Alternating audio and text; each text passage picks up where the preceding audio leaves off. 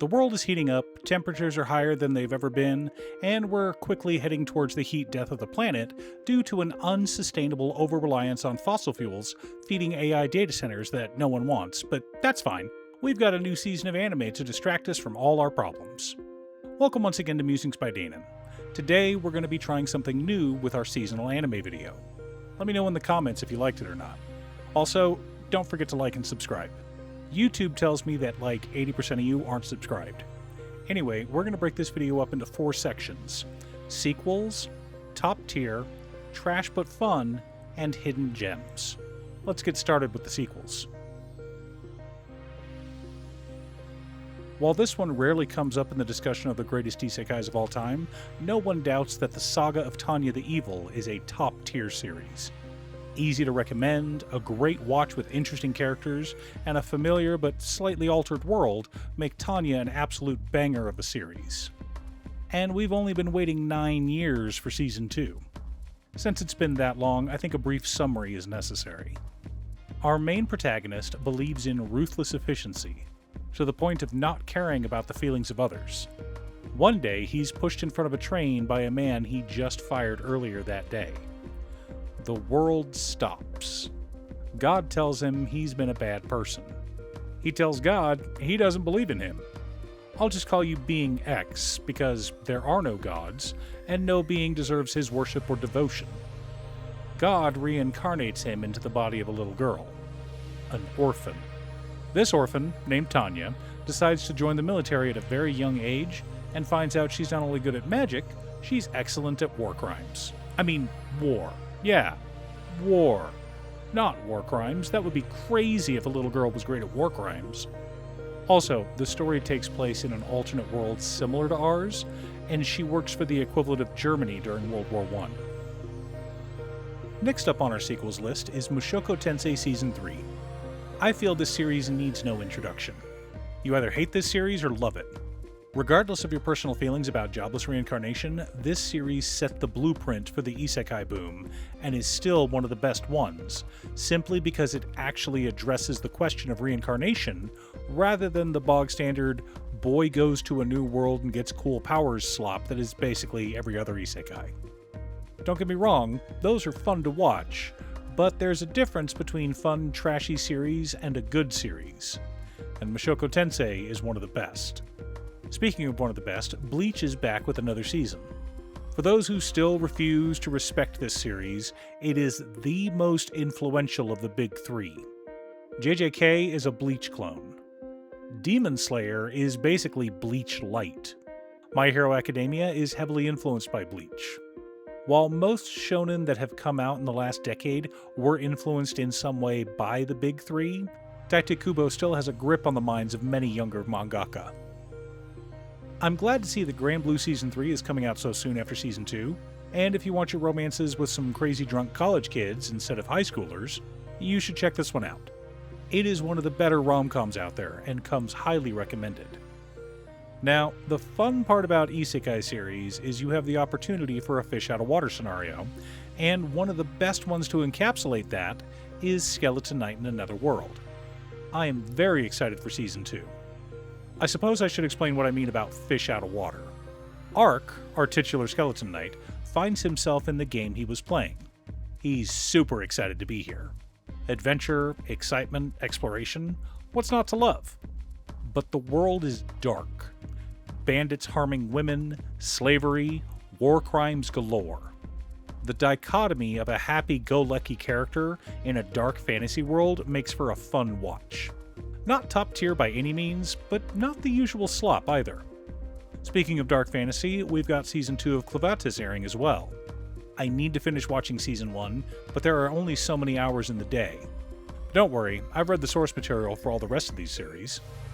From Old Country Bumpkin to Master Swordsman, Season 1 ended with Beryl Gardenunt saving the princess of his kingdom, and the prince of another kingdom from assassination. If Season 2 follows the same pattern of adapting 3 light novels, the first arc will cover Beryl helping Faisal over at the Magic Academy. Wait, what does an old swordsman know about magic? Nothing. But Faisal is his former pupil who has developed sword magic. The problem is, she sucks at teaching. So not only does he need to help her students learn, Beryl has to teach her how to teach. And what does Mui, his adopted daughter, think about all this? And what does his father think about having a new granddaughter? All this and more will be answered in Season 2. Next up, we've got The 100 Girlfriends Who Really Love You, Season 3 airing. Season 2 ended with the Tsundere Spirit Bomb, one of my favorite scenes in anime, and I'm excited for you to see what happens in Season 3. For anyone who takes this series seriously, I've got bad news for you. You will never be Rentaro, no matter how hard you try. Why couldn't it be you? Because you're not worthy. Hell Mode is back with another season, though we just barely left it behind. If you're a fan of over-the-top isekai with powerful protagonists, this one may be up your alley, but I stopped reading the manga adaptation a while ago. Too many character sheets, not enough character growth for my taste. Speaking of character growth, our final sequel of the season is one that a lot of us are very excited for. Trapped in a dating sim, the world of Otome games is tough for mobs. Shortened by the fanbase to Mabuseka, this series is one of the best isekai ever made. It was so good after Season 1 aired I went out and bought all the light novels. So yes, I know what happens in Season 2 as well as what happens in the next 10 books afterwards. Season 1 adapted Volumes 1 and 2, but Volume 3 is almost as long as both of those put together, and a lot of stuff happens in it. So I don't think we'll be getting much further. This season will be a bit darker than the first one, but it does have an ending that will cause fans to cheer. But what's so good about this series? Leon finds himself in a dating simulator written by people who have never written a dating sim. So the creators just threw in dungeons, mechs, magic, and a bunch of other random crap that doesn't make sense. And now he's forced to deal with it all, much to his frustration. On top of that, all the love interests are designed to be appealing to teenage girls. And I mean like 13 or 14-year-old teenage girls. So, handsome, says cool but cringy stuff, etc. As someone who has spent most of the last 2 years substitute teaching 7th graders screaming about 6-7, I can tell you I feel Leon's frustration. Leon is surrounded by idiots at all times, and this sometimes enrages him, causing him to be dumb as well. Fortunately, he's got 2 smart women to keep him in line. Mostly. Anyway, this is the sequel that I'm personally most excited for. Go ahead and come at me in the comments. Now that we've gotten the sequels out of the way, we can talk about the new stuff coming out.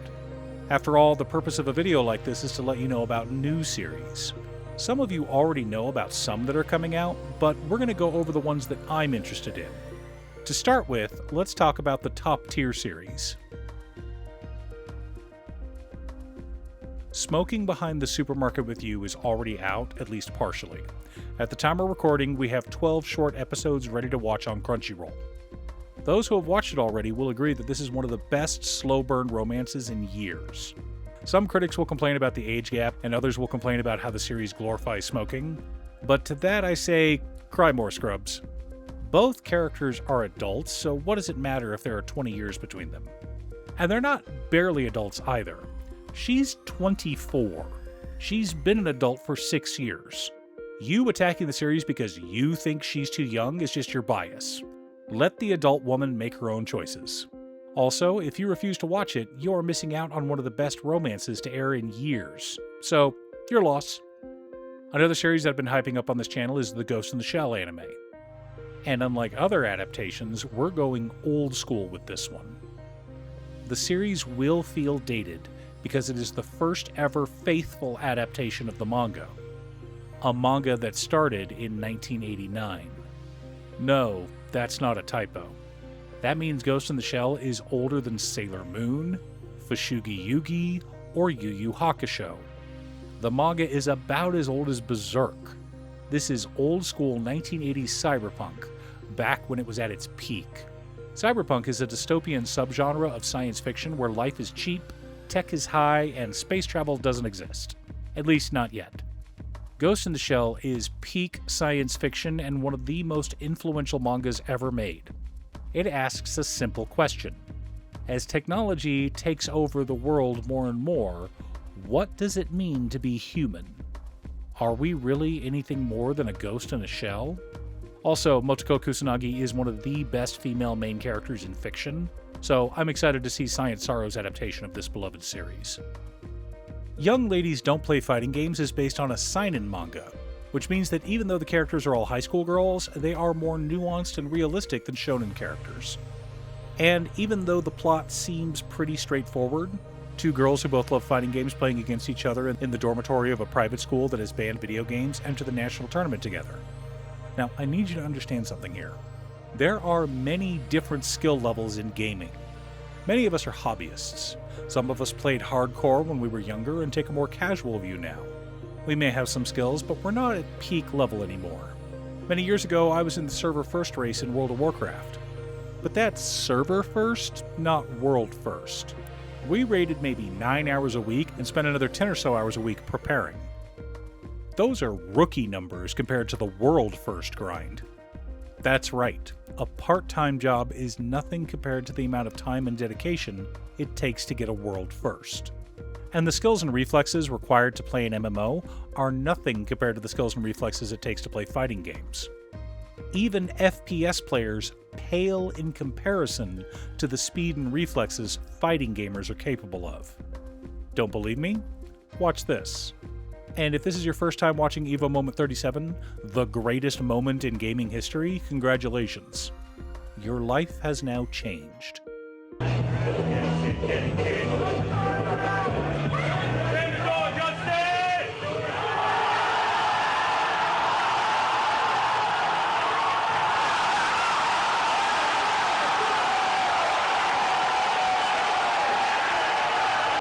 I need you to understand something. He didn't just have the block button mashed down.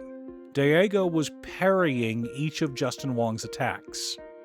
Every single strike from Chun-Li's 1,000 kicks combo was individually parried, which requires perfect reflexes and absolute timing.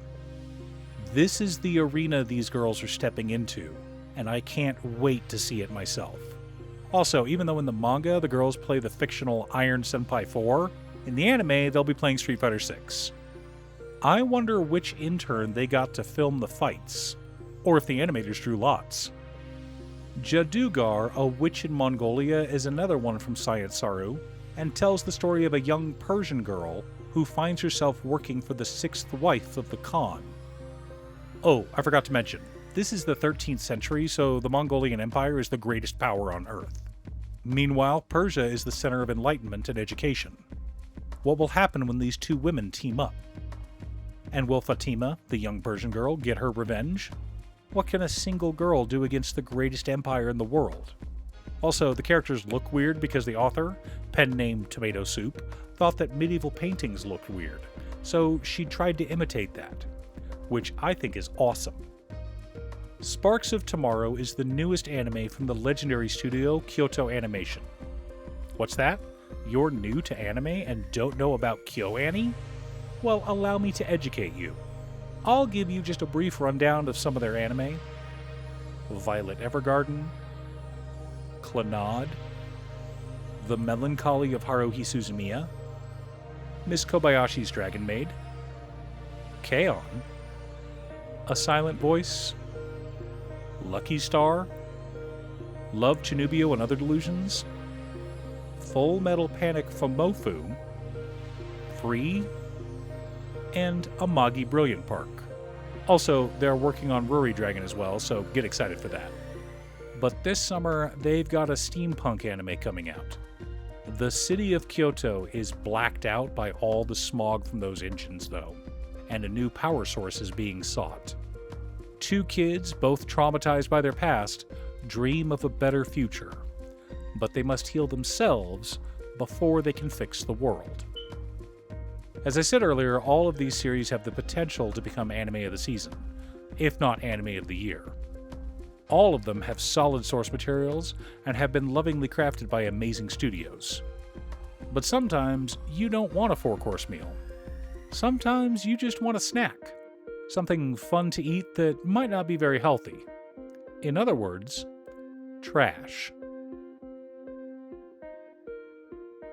One of my favorite isekai, and this one does have potential if the author would ever finish the series, is World's Strongest Rearguard, an entire city with game-like mechanics populated by people who were isekai'd from Earth, or their descendants. While wondering what class to pick, Arihito, our main character, overhears how there are 3 basic positions: frontline strikers, midguard, and rearguard. So when he's asked what class he'd like to register as, he chooses rearguard.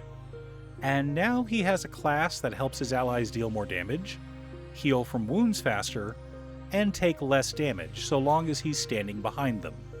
So what makes this series trashy? Well, Arihito eventually gets a party that includes several girls, including his former boss who died in the same bus accident as him in his previous life. Oh, and when I say several girls, I mean only girls. That's right, he gets a harem. Now to be clear, they set strict rules about no dating in the party, but that doesn't mean there isn't any sexual tension. So expect fun action, cute girls, and a plot that seems basic at first, but there is some mystery to the world that our heroes wind up uncovering. Hopefully the anime goes far enough that you actually get to see some of the mystery. The Frontier Lord Begins with Zero Subjects is actually very wholesome, but one of those anime that appear problematic on the surface. Diaz is a retired war hero who, after several favors for the king, including basically winning the war, is granted the title of Duke and given lordship over the frontier. The problem is, no one lives out there. No one except for a nomadic race of people who can veil their entire village and hide from any trespassers. They all have a horn on their heads that glows either blue or red, depending on how dangerous the person is. Now, this is personal danger, not danger in general. Diaz is a war hero in a fantasy series after all. The man can be very dangerous, but he's no threat to the natives, which is why the girl's horn glows blue, the purest shade of blue that anyone can remember seeing. So she decides to marry Diaz. And this is where it could be problematic because Alna is like 15 or something when Diaz first meets her. Diaz does have to take a wife, and Alna is the daughter of the chieftain, so she is a good match politically, but Diaz doesn't want a child bride. He's a good man after all. So while he finally relents to the engagement, he does put his foot down about not getting married until she's of age. After all, that'll give him a few years to convince her to marry someone else. Now, our next trashy isekai asks the question, what if the power you were granted when you came to another world was a magical Winnebago? The Forsaken Saintess and her foodie road trip in another world is one of those fluffy, relaxing isekai where a girl travels around with her hot demon companion, making food, camping out, and having a good time. Nothing bad to say about this one. My Stepmother and Stepsisters Aren't Wicked looks like an absolute blast. A bunch of haughty rich girls care for their half-sister. They're not as mean as she was expecting. In fact, they're good girls who just act mean. Again, something cute and fun. Now, all of these are series that are easily digestible. But what about the good series that no one is talking about? Of course, I'm talking about the hidden gems. Don't worry, dear viewer, I've got you. Once upon a time, 2 childhood friends were separated. When they were children, they were wild and rambunctious. Bugs, mud, tree climbing, bike riding, every day was an adventure for these 2 children. But one day, one of them moved away. Today, they will be reunited. Only it turns out that one of them was a girl. Tenbin, a neat and pretty girl, is a cute slice-of-life romance about being true to yourself. Haruki is now a neat and tidy girl, the perfect Japanese schoolgirl. No one could ever envision her playing in the mud or climbing trees, not a perfect young lady like her. But Hayato brings out her mischievous side. When the 2 of them are alone, she's able to drop the prim and proper act and be herself, which has a bridge effect, of course. Now, Hayato is a good boy and helps others at school, which causes some other girls to be interested. Not that Haruki is bothered by something like that. I mean, they're just friends, right? Nothing romantic here. Have you ever wanted Godzilla to find love? Better yet, what if Godzilla was a cute Japanese schoolgirl? Kaiju girl Caramelise answers that question. Wait a minute, Danon, shouldn't something like this be in trash? Absolutely not, dear viewer. This series is top tier, and I'm not just saying that because my wife and editor is a huge kaiju fan. Give it a watch, I know you won't be disappointed. This is a cute romance that may or may not wind up destroying Tokyo. So, we've had a lot of villainous series lately, and I'm here for it. The problem is, in almost all of them, the villainess turns out to be a good person. Sure, Scarlet punched a bunch of people, but the people she punched all deserved it. But what if a character fully fell to darkness? What if she decided to take her vengeance all the way and destroy the kingdom that betrayed her? A Livid Lady's Guide to Getting Even tells the story of Elizabeth Leiston, a beloved duke's daughter who is engaged to the crown prince.